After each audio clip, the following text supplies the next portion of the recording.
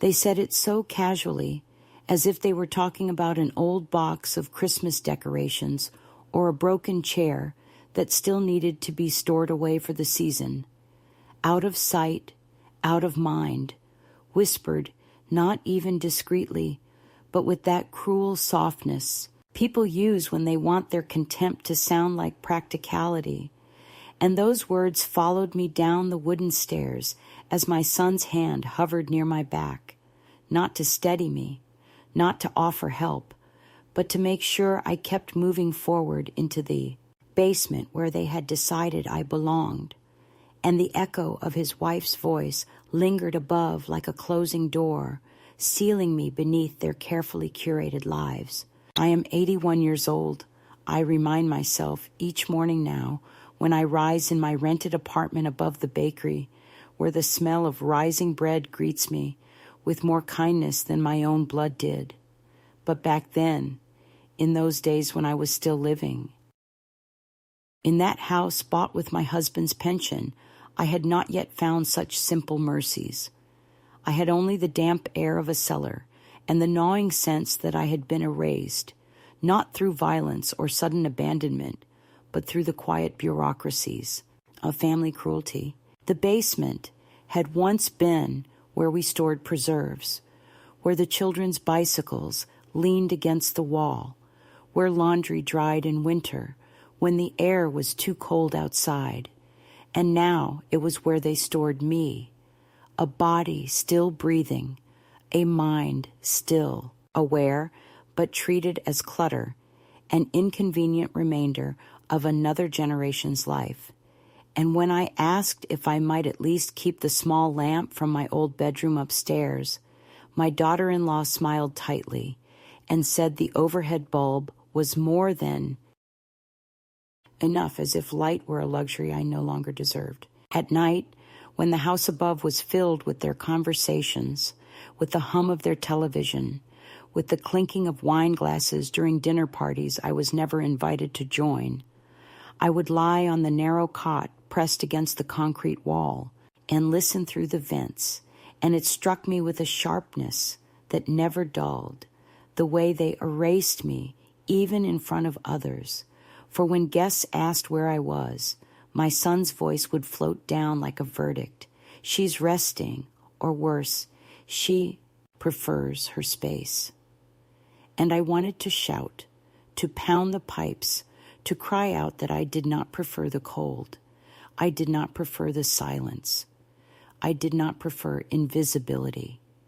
But my throat would close because I had been raised to believe that mothers endure, that mothers bend, that mothers swallow, and somewhere along the decades of endurance, I had mistaken silence for love. Still, there were moments when the humiliation pressed so heavy it leaked out in tiny rebellions. Once, I left my teacup unwashed in their pristine kitchen sink, and the next day it was returned to me on a tray like contraband, with a note in Carla's handwriting. Please keep your things downstairs, as though a mug could contaminate her gleaming countertops. And another time, when I lingered too long in the hallway looking at the photographs they had framed, none of which showed me, none of which showed even Daniel as a child, only Carla's parents in Rome, Carla's sister in Manhattan, Carla's children from her first marriage. I heard Carla whisper again to him in that careful tone, "She makes people uncomfortable, you know." And his silence in response was worse than agreement.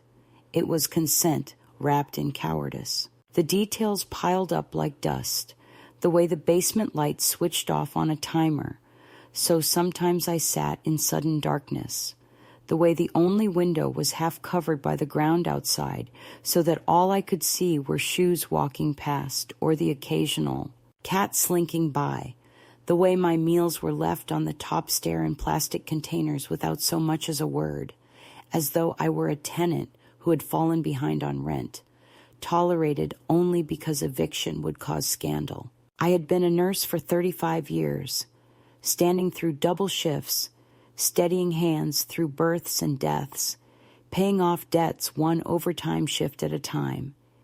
And I had raised Daniel alone after his father passed, pouring everything I had into his education, his stability, his chance at a life that would not require cots and basements. And yet, when his life finally gleamed, when the house sparkled with the sheen of upward mobility, there was no place left for me except beneath it, like the foundation everyone forgets exists until it cracks. Sometimes I would hold the photograph of him as a boy, the one I kept hidden in my Bible, his hair too long, his smile missing a tooth, and I would whisper into the cement, "Do you remember me?" as though memory itself could descend the stairs and sit with me in the damp. I am telling you this now, not because I want pity, but because I want it recorded somewhere in someone's mind, that this is what it feels like to be erased while still alive, that it is not always the abandonment in airports or the sudden shutting of doors. Sometimes it is the slow moving downstairs, the careful placing out of sight, the whispers that reduce you to burden, and the cruelty that pretends to be organization. And I want you to know who I am now. 81, independent again, above ground, above the bakery where the windows open wide, where the smell of yeast and sugar and warm bread fills my lungs with reminders that life can still be generous even when people cannot. I am no longer a secret kept in a basement. I am a woman who has climbed stairs others thought she could not manage. And though my knees ache, though my back protests, each step I take upward carries the weight of every silence I endured. And it is a weight I no longer intend to carry alone. It began on a Tuesday that smelled faintly of bleach and damp cardboard, the kind of morning when the basement window filled with a shallow bowl of light and the dust in the air lifted like tiny birds that had forgotten how to fly, and I had shuffled my way to the top of the stairs because the timer had clicked the ceiling lamp into darkness again, and my hands were shaking from balancing an old enamel mug in one palm and my pills in the other.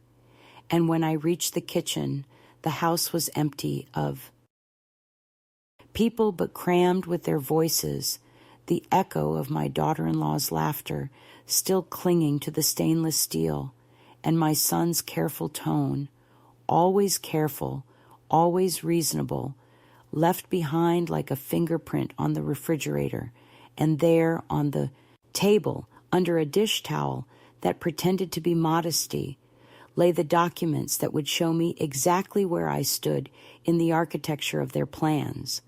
A stack of forms topped by a brochure whose cover featured a smiling woman with hair set like a helmet captioned "Your Path to Peace of Mind," and beneath it, paper clipped neatly, the power of attorney language printed in a font so clean it felt like a lie.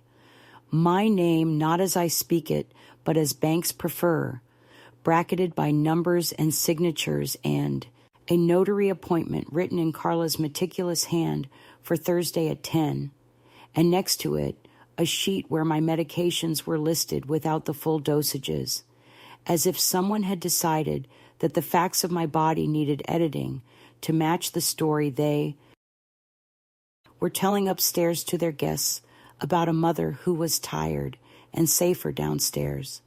And I stood very still because I knew, with the certainty that had made me a good nurse all those years, that a decision made in a bright kitchen at 10 in the morning will carry more weight with the world than a mother's whisper at midnight through a vent, and that if I blinked or sighed too loudly, the room might rearrange itself and claim none of it had ever been there. I did not touch the pen they had placed to the right of the signature line, as if good pens had the power to sanctify bad intentions. And I did not call out their names because I had learned that calling was a way of giving them the chance to pretend, concern, to rehearse their favorite lines about keeping things simple. So instead, I looked, and I kept looking, and I saw in the lower corner of the brochure a photograph of a courtyard with a magnolia tree and a caption that read, "Secure Memory." Wing. And I thought about how memory does not need wings. It needs windows. It needs a chair in the sunlight and someone to ask you about the year you learned to dance. And then I lifted the towel fully and found a letter already sealed and stamped.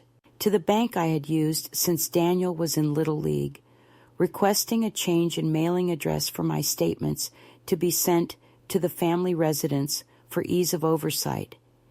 And there was the phrase that made something colder than anger settle into my bones, ease of oversight, as though I were an account to be audited, as though I were a business expense that had failed to justify itself. Later that day, they came home in their brisk way, coats half shrugged off before the door closed, the baby squealing at the pitch that makes adults smile with their teeth and not their eyes, and Carla called down the stairs, not with greeting, but with instruction that dinner would be later because they had errands, and my son followed 10 minutes after with a bright folder in his hand and a voice already practicing its reasonable cadence. And he said that a notary would be coming on Thursday to help us get on top of things, and he promised me it was only medical and only for emergencies and just in case. And then he slid the paper nearer, like a saucer slid toward a cat, and my fingers, which have steadied countless needles, curled in my lap because I did not trust them not to betray me. And I asked him, very quietly, whether he had read the part that gave him the right to sell what he called junk in the basement, and what I called the inheritance of a life, and whether he had noticed that my maiden name was misspelled, and whether he would please answer one question with the truth.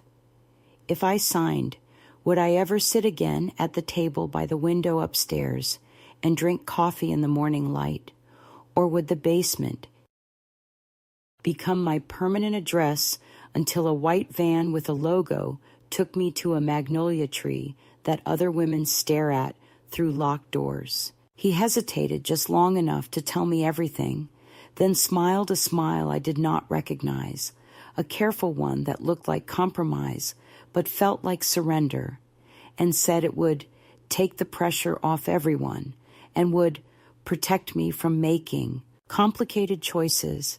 And I thought of every complicated choice I had made alone since the day his father died, the mortgages refinanced at the kitchen table, the checks written with hands that did not shake, the drives to midnight pharmacies in 2 different winters, and I understood that the protection he offered was a polite word for disappearance.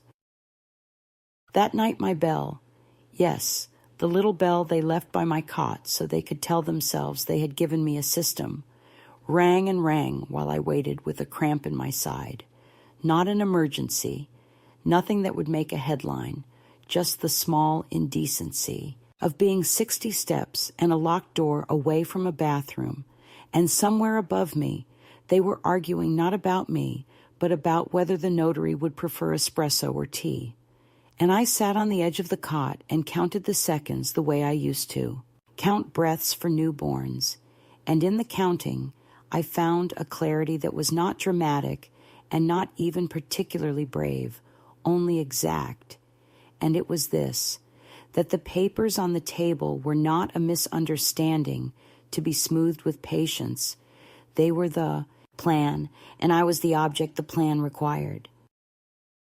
The next morning brought confirmation dressed up as coincidence, because the mail, which had been haphazard for weeks, was suddenly a neat bundle tied with kitchen twine left in a plastic bin at the top of the stairs, and in it I found an envelope, addressed to me with my son's handwriting on the back in tiny letters. Mom, sign where highlighted and leave by the bell. And inside the pages had yellow flags stuck like bright little tongues saying, sign here. And there in the middle, a paragraph, that handed over to him not only my medical decisions, but the right to manage, liquidate, and reallocate assets for my best interest as determined by him. A phrase so confident, it forgot to wonder what my interest might look like if I were the one doing the determining, and I felt a heat rise in my face that was not shame anymore, but its opposite, the returning of blood to a limb that had been numb.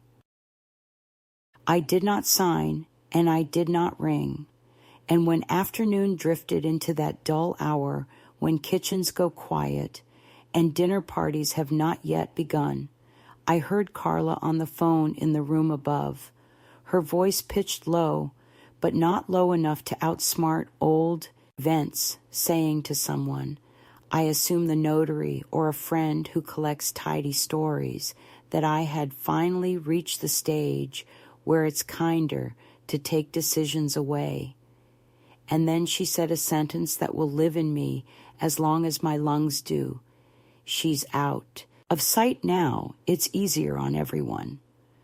And the words clicked into place with the first whisper I heard when they led me down the stairs on that very first day, forming the lock that the judge would one day call a key. I put the papers back in their spread as neatly as I had found them, because neatness was a language they respected. And then I took the only actions available to a woman set aside without witnesses. I wrote the exact date and time on the back of a grocery receipt with the tiny pencil I kept tucked into my Bible. I photographed each page on my old phone that they thought was too outdated to be useful. I photographed the bell by the cot and the mildew that had begun to flower in the corner. Behind the dryer and the single window whose view was a rectangle of dirt and the occasional shoe, I folded those images into the private archive of my pocket, and I sat on the step halfway between up and down and told myself out loud, in the voice I used to use with patients who were almost ready to push, that there would be a day when someone would look me in the eye and ask me to speak. And when that day came, I would not be warming up for the role. I would be ready, and if my voice shook it, would only be because a voice unused to light trembles when it first leaves the dark. I began to notice that the cruelty was not in grand gestures, not in shouted words or slammed doors, but in the slow accumulation of small erasures that together built a wall higher than any I had the strength to climb. And the more I paid attention, the clearer it became that I had been cast not as a mother, not even as a guest, but as a piece of furniture to be arranged where it would not disturb the picture they wanted the world to see. At first it was the little things, the way my meals began arriving later and later, placed on the top stair in plastic containers, not handed to me with even the courtesy of eye contact, as though I were a tenant in arrears or a dog to be fed when convenient, and if I did not collect the tray quickly enough, the sound of Carla's heels would tap impatiently above me until I obeyed. Then there were the visitors, couples from her circle who came for wine and talk of property values. And when their laughter echoed down through the vents, I heard my name not once, not as a mother to be introduced, only as a burden explained. Away, she's resting, she prefers quiet. And that phrase, prefers quiet, struck me each time like a needle because I did not prefer it. I endured it. And endurance is not the same as choice. The days slipped into one another until I no longer knew if I was waking in morning or evening, for the basement light clicked off every hour on its cheap timer and left me groping in darkness. The damp air thick with detergent and the faint musk of earth.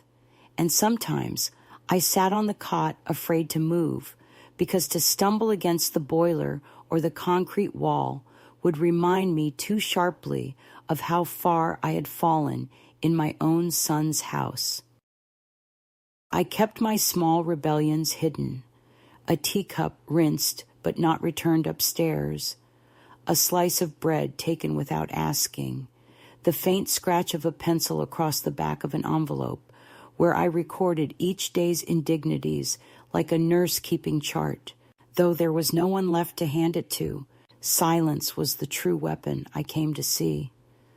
Not the silence of peace, but the silence of deliberate forgetting, the silence that thickens around a person until she is no longer certain her voice carries past her own teeth. My bell, the little brass bell they had left by the cot to reassure themselves they had given me support, stood there like an insult, because when I rang it, nothing came. And still, I rang it some nights when the cramps in my hip twisted me out of sleep. Not because I expected rescue, but because I wanted proof that sound could still exist in that room. Proof that I had not disappeared entirely. Neighbors must have wondered, I thought, about the light never burning in the downstairs window, about the way I was never on the porch, never at the mailbox, never at the market. Once, through the slit of the window half buried in soil, I saw a small boy crouch and press his drawing of a bird against the glass, his breath fogging the pane, and for a moment I raised my hand as if to wave, but he was called back by his mother, her voice brisk, and he vanished, leaving only the childish outline of wings behind. That moment stayed with me, the way even a child could sense there was someone down there, though the adults upstairs preferred the fiction of emptiness. What made it worse was not anger. Anger, at least, is an acknowledgement, but the calm efficiency with which they behaved, as if I were a background detail. Daniel's voice changed when he spoke to me, slower, rounder, as if testing for comprehension, but sharp when he thought I could not hear. Carla began leaving her friends' coats in the basement during parties, draping them across the chair by my cot, so that I sat among them like another garment waiting to be claimed. And more than once a guest came down to retrieve a jacket, and startled at the sight of me, muttered a polite greeting, then fled, embarrassed not by my situation, but by the awkwardness of having glimpsed it. And so the days grew heavier, not with any one blow, but with the repetition of invisibility, the way they rewrote the story even while I was still alive to contradict it, the way each omission pressed against me until I began to doubt whether my memories of raising Daniel, my sacrifices, my labor, my laughter with him when he was small, were not just elaborate inventions to comfort myself in a cellar. I reminded myself by touching the deed in my purse, by looking at the photograph hidden in my Bible, by speaking aloud into the empty air. I am here. I am not resting. I am not confused. Yet even as I spoke, I understood that the longer I stayed, the less certain anyone outside those walls would be of my truth. Because erasure is not sudden. It is the drip of water on stone, and I could feel already the grooves it was carving into me. The escalation was not in volume, but in quiet. The measured tones, the sealed envelopes, the careful arrangement of coats, the trays on the stairs, the clipped introductions upstairs where I had become a friend, never a mother. That was how they dismantled me piece by piece, and the most terrifying part was how easy it became for them, how natural, until I realized that if I did not act soon, if I did not claim the evidence of my own existence, I would indeed become what? They whispered, out of sight, out of mind. One morning, the air in the basement felt heavier than usual, the kind of heaviness that makes even breathing a labor. And I sat there, staring at the damp wall, wondering whether the day would pass like all the others until something shifted. Not in the house, but in me, a quiet certainty that if I stayed still one more hour, I would dissolve into the cement itself. So I stood and climbed the stairs slowly, gripping the banister with both hands, every joint aching but my will sharper than the pain. And when I reached the kitchen, I found the room empty, the sun pouring across the counters in a golden line, the silence thick but not yet hostile, and there on the table was the stack of papers I had seen before, the neat folder, the pen, waiting, the legal script that spoke of guardianship and power and convenience. And instead of recoiling, I leaned closer. I read every line. I let the words pierce me until they became undeniable. And then I pulled out my old phone, cracked at the corner, but still alive, and I photographed each page carefully, steadying the camera with my breath, the way I used to steady thermometers under children's tongues, because now the evidence was mine, and evidence was a form of breath, proof that I had not imagined the plan to erase me. I didn't stop there. I photographed the tray on the stairs with its crusted plastic lid. I photographed the bell beside my cot with dust gathering around its base. I photographed the mildew darkening in the corner, the single small window clogged with dirt, the string of coats that had been draped near my bed as if I were a coat stand myself. And each picture was not just a record, but a statement, a whispered testimony into a device too old to impress them, but still sharp enough to catch the truth. For the first time in months, my hands did not tremble. They obeyed me. They remembered purpose. When I returned downstairs, I sat on the cot and pressed the phone to my chest, the cool plastic firm against my skin, and I whispered aloud, "Not invisible, not yet." And the sound startled me because it had the steadiness of someone I used to know, someone I thought I had lost.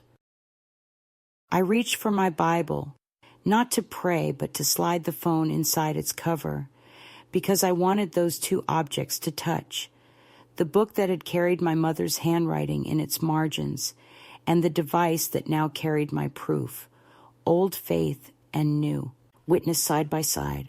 From that day the rhythm changed, though no one upstairs noticed. I began keeping a record in fragments, receipts with dates, small notes scribbled in the dark, the hour when meals arrived, the hours when they did not, and I placed them in an envelope marked with my maiden name, because my maiden name had not yet been stolen by anyone's convenience. Some afternoons, when the house was empty, I ventured into the yard and let the air wash over me, not long enough to be caught, just long enough to remind myself that the sky still existed, that I could still lift my face to it.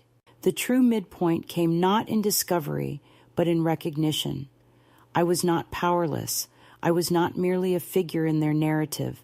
I was a witness gathering material, and witnesses are dangerous to those who rely on silence. Each photo, each note, each quiet step upstairs became a defiance more solid than shouting, because shouting could be dismissed as confusion, but photographs cannot be unmade, dates cannot be unwritten, and I felt in my bones that a time would come when I would be asked to speak, not in whispers through vents but aloud, and when that time came, I would not arrive empty-handed. That evening, as I sat by the cot folding the receipts into order, I remembered myself decades earlier, hunched over medical charts at 2 a.m, careful to write each number clearly because clarity meant safety, and I realized I was still that woman, precise, stubborn, unwilling to let another's carelessness decide the fate of those who depended on her.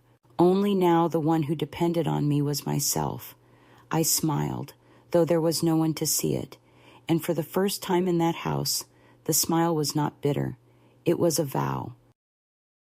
It began with a sound so ordinary that for a moment I thought I had imagined it, a polite knock layered over the low whir of the washer and the timid clicking of the basement light's timer, a knock that traveled through the bones of the house in two, my bones, until I realized it did not belong to family or friends, because my family had forgotten the courtesy of knocking, and my friends had been politely trimmed from my life the way Carla trimmed the rosemary in her garden. And when the door opened, and footsteps moved across the kitchen in shoes that did not hurry, I knew with the quick intuition I had learned in triage that the world outside had finally pressed its ear to our wall. I heard Daniel's voice reach for its practiced calm, the register he used at work and when he wished to be persuasive without revealing his intent. And then a woman spoke with a measured kindness that did not try to sell me anything, the kind of voice that announces itself as a witness before revealing its title. And she said she was from Adult Protective Services, responding to a concern from a neighbor about an older woman who seemed to be living in a lower level without safe egress. And Daniel said there must be some mistake because his mother preferred her privacy, and the downstairs was a temporary arrangement while they renovated the guest room. And the woman did not argue. She simply asked to see me, and in that moment I recognized the first true escalation, not because volume rose, but because the door between their story and mine had cracked open. I stood at the bottom of the stairs with my hand on the banister and waited. And when Daniel called down with forced cheerfulness that someone from the county was here to say hello, I climbed step by step, not rushing, not apologizing for my pace. And when I reached the threshold, I faced a woman in a navy cardigan with a clipboard folded against her chest and eyes that did not flinch from mildew or discomfort. And she asked very gently whether we might speak where the air was easier to breathe. And I, who had spent weeks inhaling detergent and damp earth, said I would prefer the kitchen table. Carla appeared then as if conjured by the word table, carrying a bowl of lemons and an expression that tried to braid concern with annoyance. And she said, of course, anything to make me comfortable, and began to answer questions not addressed to her until the woman lifted a hand and said she would like to speak with me privately, if that was all right, because that is how real concern sounds, like permission rather than permission's costume.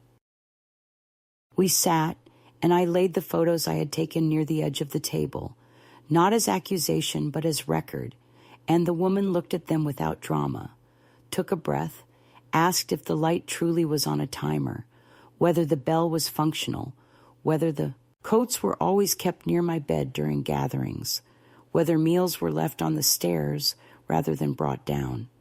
And I answered in the same steady way I had learned to deliver difficult truths to families in hospital rooms, not because I wished to humiliate my son, but because the facts had to be spoken in full sentences to matter. Daniel stood at the far counter with a smile too tight to be polite, and said a dozen small things about safety, renovations, temporary arrangements, his voice filling the room with words the way a scented candle fills a closet until you can no longer tell if you are smelling the thing itself or its intention to persuade. But the woman took notes without acknowledging him and left her card beside my tea. And before she stepped away, she asked whether I felt free to come and go, whether I had access to my identification and bank cards, whether I understood any papers I had been asked to sign. And the question went through me like a clean wind, not because I did not know the answer, but because someone had finally gifted me the dignity of asking. When she left, promising a follow-up, the house closed again around us, like a mouth deciding whether to swallow, and the afternoon carried the metallic taste of a storm. Daniel waited until the front door clicked before he spoke, and when he did, it was with a softness that grazed cruelty, that long, coaxing tone that says, if you had not made us worry, we would not have needed to arrange things this way. And Carla took the card from the table and turned it over in her hand, as if a number could be rubbed off with enough pressure. then set it back down an inch farther from me than it had been. And in that small displacement, I saw their plan: to drown the visit in reasonableness, to escalate their caution while pretending to de-escalate conflict. The escalation also arrived by mail, in envelopes that began to come more frequently and with a purposeful precision. A letter from my bank confirming a requested change of address and a new trusted contact designation for my accounts that I had not requested, a letter from an insurance company with my son's email attached, a brochure from a senior residence whose magnolia tree looked familiar because I had already seen its twin on the table that morning, and when I called the bank using the old phone no one thought could still connect, the young man on the line asked a series of questions that I answered without stutter: my social security number, my previous addresses, the name of the street where Daniel learned to ride a bicycle, and when the last answer landed with that satisfying click of recognition, the young man's tone shifted from script to person, and he said he was flagging the request as suspicious and would record my statement that I had not authorized it. And then he suggested adding a passphrase that only I would know, and I chose the maiden name of my mother's mother, a woman who had once carried me from a storm cellar to summer light. And when I hung up, I felt the delicate tininess of victory, the way a seed feels in the palm, small but undeniably alive. Carla began to limit my access to the upstairs without saying she was doing so, and this, too, was escalation disguised as care. Doors closed softly behind her like well-behaved children. The laundry schedule shifted so that the machine hummed during. The hours when I used to climb for air, guests were routed through the side entrance so the coats no longer piled near my cot, as if removing witnesses could undo what witnesses had already seen. When the notary arrived 2 days later, brisk and perfumed, carrying a neat stamp and the assumption that this would be tidy, I asked for her business card first, and I asked whether she had been engaged by me or by my son, and I asked whether she intended to witness a signature executed in a basement or at a table with a window, and the questions were pebbles dropped into what they imagined was a still pool, revealing currents, because the notary blinked and said she could not proceed if anyone was uncomfortable and would prefer to schedule when my independent counsel was present. And Carla's smile split for a second like paint over water damage, and Daniel said something about efficiency, and the notary said something about liability, and the papers retreated back into their folder like insects surprised by light. That night, the timer on the basement lamp was set to a shorter interval, so I sat in darkness more often than not, and on the stair a container was left with a note that said, "Eat while warm," which felt more like a command than a kindness, and I understood that each time I refused an erasure, they would find a smaller method to erase me, and that knowledge did not frighten me the way it would have weeks earlier. It clarified me. The police came for a wellness check the following week, not because Daniel invited them, but because the social worker returned with a supervisor who had the patience of someone who had seen too many rooms like mine and decided to arrive with a uniform in case the house needed the sound of authority to remember its obligations. I had dressed that morning in my navy dress, the one Carla found too formal for mornings, because I wanted to meet the officers as a person, not a circumstance. And when they asked whether I was safe, I told them I was safe enough to answer questions, but not safe enough to be invisible. And I opened my Bible and showed the photographs and the dates and the careful notations with the same steadiness I once used to read blood pressure charts. And when Daniel tried to explain again the temporary nature of things, the officer with the softest eyes asked whether the upstairs bedroom had a bed, and whether that bed had ever been offered to me. And the silence that followed was not long, but it was complete, and in that completeness I heard the house tip a degree toward truth. They did not arrest anyone, because life does not bend for our satisfaction, but they wrote things down. They left me a second card. They looked me in the eye before they left, and that looking was like oxygen. Escalation has a rhythm, I learned. It comes and then retreats, and just when you think you have weathered its crest, it returns as something you did not anticipate. And so it was that the next wave arrived, not as a demand that I sign something, not as a visitor with a badge, but as a performance on the internet, a post from Carla's sister with our address blurred and my face replaced by a sepia photograph from a family reunion in another century, a caption that spoke of a beloved elder who had become confused in private and had withdrawn for her own peace.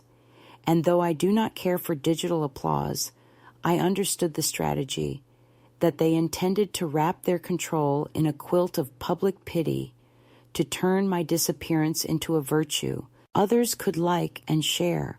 And what frightened me was not the post itself, but the speed with which friends and acquaintances affirmed it. How ready people are to accept a narrative that allows them to keep their hands clean. I did not reply because I have learned what happens to women who defend themselves in public without the amplification of institutional authority. But I clipped a printout, wrote the date on the margin, and slid it into my growing envelope of proofs, because proof is my new oxygen, and I do not waste it. There were allies I did not expect, and they too are a kind of escalation, because when help appears, you must decide you are worthy of it before you can accept it.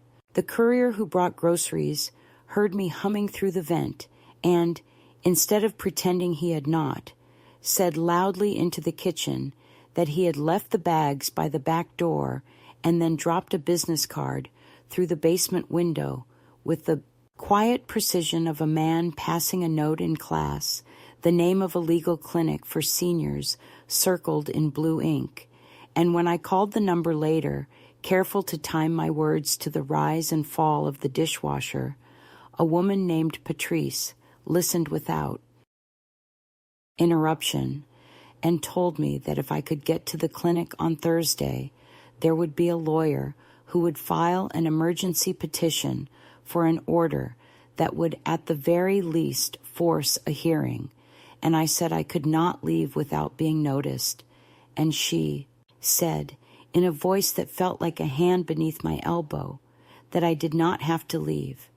They would come to me with an investigator like the one who had already visited, and if I wanted, I could authorize them to request my medical records and to speak to the bank with the passphrase I had created. And I agreed, because the midpoint had taught me to collect, and the escalation demanded I surrender the fantasy of managing this alone. Daniel tried one more angle, the oldest in the book, a soft avalanche of affection that arrived just after he saw the officer's card on the table and realized that reasonableness had reached its limit. He brought down a folded quilt from a cedar chest and told me it had been my mother's and that he had found it while looking for photo albums, which may even have been true, and he laid it over my legs and used the word we. So often it felt like a chant, we worry, we love, we just want peace. And then he asked if I would come upstairs for dinner, and I did, even though I understood this invitation was not quite about dinner, because you must sometimes step into the theater to expose the script. At the table, Carla had arranged cloth napkins and candles in the afternoon light, as if trying to persuade the sun to behave like evening, and she placed her palm over mine and said she wanted to help me with my paperwork, and that if I signed one form, it would relieve me of the burden of decisions. And I took a sip of water, thinking of the clinic and the bank and the officer's eyes. and I said that I had decided already to have my papers reviewed by someone whose last name was not mine, and the silence that followed was what I had been moving toward without knowing it. The moment when a lie realizes it has been fully seen. That night, the house became a test.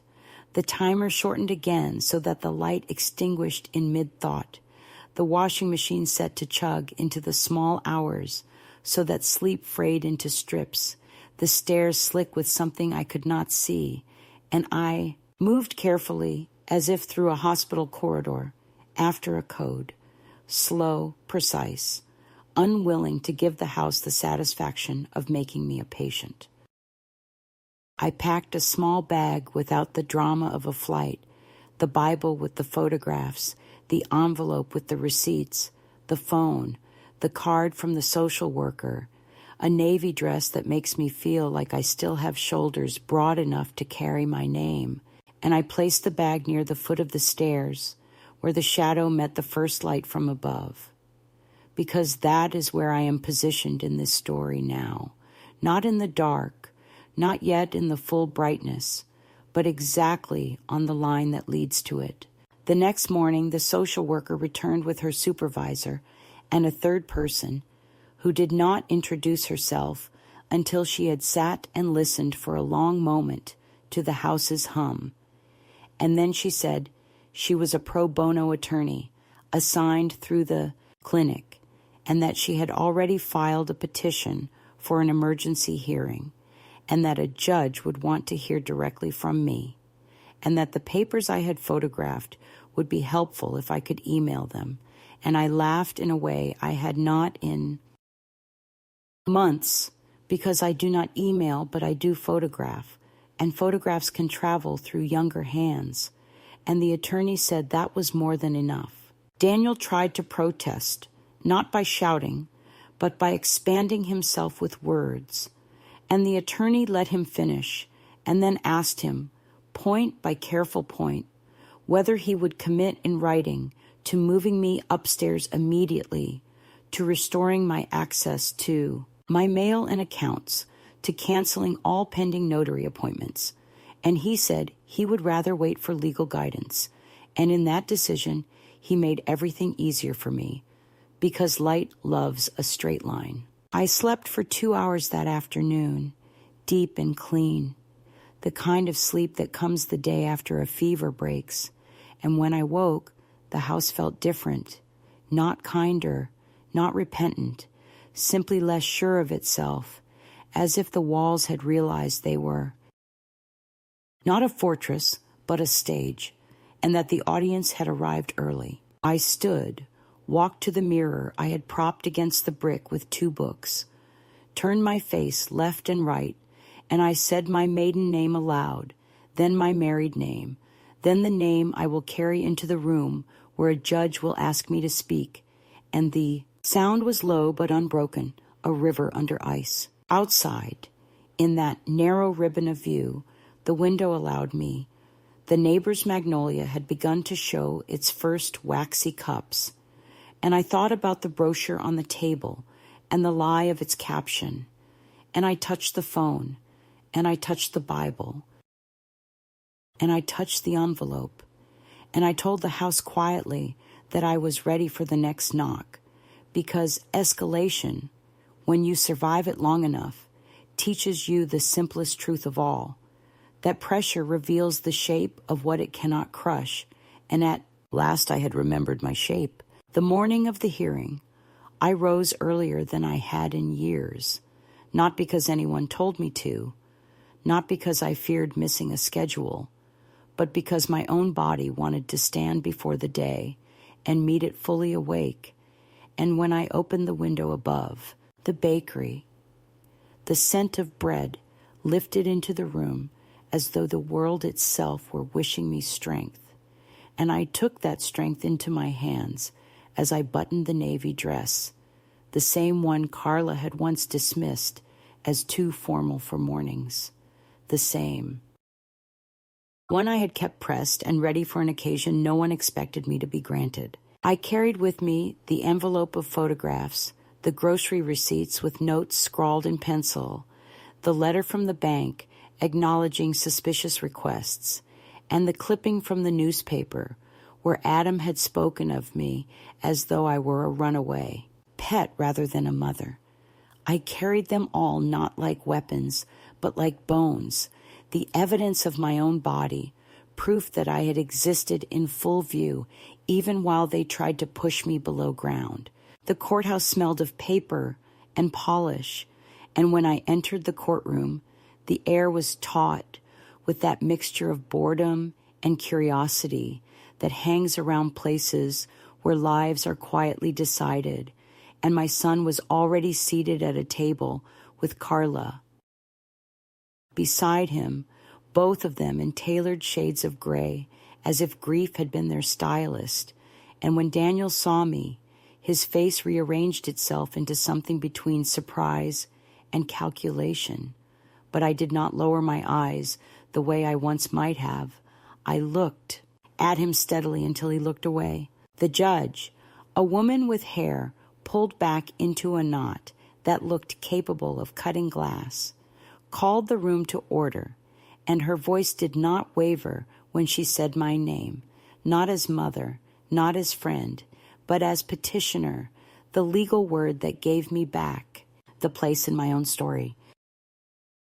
They tried to speak first, Daniel with his practiced calm, explaining that concern had guided every decision, that privacy had been my preference, that oversight was their duty, and Carla, with her rehearsed sorrow, talking about confusion, vulnerability, safety, the words stacked carefully like blocks in a child's game, hoping no one would notice that the base was missing. And then it was my turn, and the judge asked if I had anything to present, and I placed my envelope on the table and slid out the photographs, one by one, the cot beside the boiler, the coats draped near my bed, the mildew in the corner, the bell, gathering dust, the papers with signatures waiting like traps.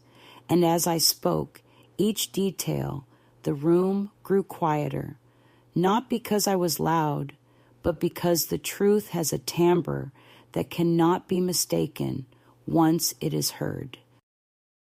I told them about the timer on the light, the meals left on stairs, the forms that shifted my name into their possession, the lawyer who came to the cafe to suggest my well-being was best handled on paper. And I told them about the whisper that had begun it all, the whisper they thought had dissolved into air, out of sight, out of mind. I said it clearly, so that the syllables rang against the walls, and I saw the judge's pen pause on her paper. Daniel began to protest, saying I had misinterpreted, that my memory was unreliable, but I interrupted him, the first time in my life I had ever cut across his speech, and I said firmly, my memory is the only reason you have a life to speak of, and my voice did not tremble, it carried. The judge leaned forward then, her eyes steady, and she asked me directly whether I wished to remain under the oversight of my son, and I answered with a calm so deep it surprised even me. I wish to remain under the oversight of myself. Silence followed, not long, but enough to feel like air after drowning. The ruling came quickly, sharper than I expected. The petition for power of attorney denied, the prior documents voided, my independence affirmed, and when the judge closed the folder, she looked at me, not with pity, but with recognition, and she said, Mrs. Harlow, please come upstairs, as if she knew the irony of the word, as if she understood that all I had wanted was to no longer be beneath anyone's feet. When we left the courtroom, Daniel avoided my eyes. Carla murmured something about misunderstanding, but their voices no longer had the architecture to contain me. I walked out into the hall, and the light through the windows struck my face full on, and for the first time in years, I did not lower my chin. I walked slowly, but not timidly, each step deliberate, each breath deep, and I understood that whatever came next, letters, visits, attempts to rewrite the story again, would not matter in the same way, because the decision had been spoken aloud in a room where silence had no power, and my voice had joined the record. That evening, when I returned to the small apartment above the bakery, I set the envelope of documents on the counter and poured myself a cup of tea, and I stood by the window looking at the street below, where people carried loaves wrapped in paper, laughing, arguing, living without knowing they had just witnessed a woman climb out of a basement and into her own name again. And I let the steam from the tea blur my vision until it felt almost like rain, and I whispered to myself once more, but this time not as a vow, only as a fact, not invisible, not anymore. Now my mornings begin with the sound of the bakery below stirring itself awake, the rattle of trays, the hiss of ovens, the low murmur of voices, preparing for the first customers. And though I am alone in this small apartment, the scent of bread rises through the floorboards as if I am being reminded each day that life can still offer sweetness after bitterness, that air can be warmed by something other than obligation. I keep the windows open even when the weather turns sharp, because I will never again trade sky for walls, never again accept the excuse that comfort is found in darkness or that invisibility is a kindness. The apartment is modest. One room, a kitchen just large enough for a table, a window that looks onto the street where school children pass with their bright satchels. But to me, it is a palace, because every object in it is mine to arrange. Every decision is mine to make. And when I reach for a cup, no one returns it to me on a tray with instructions to keep things downstairs. At night, when the city quiets and only the hum of traffic lingers, I sit by the window and write small notes to myself on slips of paper, not diaries filled with grief, but fragments of reminder. The date of the hearing, the look on the judge's face when she said my name, the smell of lemons on Carla's hands as she tried to fold my life into her order, the sound of the social worker's voice when she asked if I felt free to come and go. I write these things because memory is not only what others grant you, it is what you decide to keep alive, and I will not allow my story to be rewritten into something polite and false. Some nights I read the notes aloud, and my voice startles me, low but certain, a voice I thought had been buried beneath concrete, but which still knows how to travel through air and claim space. Daniel has not called, and perhaps he never will, or perhaps he will appear one day with apologies carefully composed, but I have stopped waiting for his voice to absolve mine. A mother's greatest mistake is to believe that love obliges her to endure any treatment so long as it comes from her child, and I see now that endurance without recognition is not love, but self-erasure. I still love him, but it is no longer the kind of love that begs for a seat at his table. It is the kind that allows me to live at mine, even if my table is smaller and my chair stands by itself. Carla passes me sometimes on the street, her chin tilted high as if the air belongs only to her, and I nod but do not stop, because acknowledgement is not the same as return. The photographs I took, the receipts, the evidence, they rest now in a drawer beside my bed, not because I need them daily, but because I want to remember that truth is not a feeling, but a record, and that even when others call you confused, your handwriting, your dates, your images are a map back to yourself. I sometimes imagine another woman, somewhere in another house, being told she is safer in the dark, and I want her to know what I know, that the stairs are yours to climb, that the world outside is not always kind, but it is wide, that silence is never protection, but only the absence of witnesses. So I live simply, but I live in my own light. I water the small plant that sits on the sill.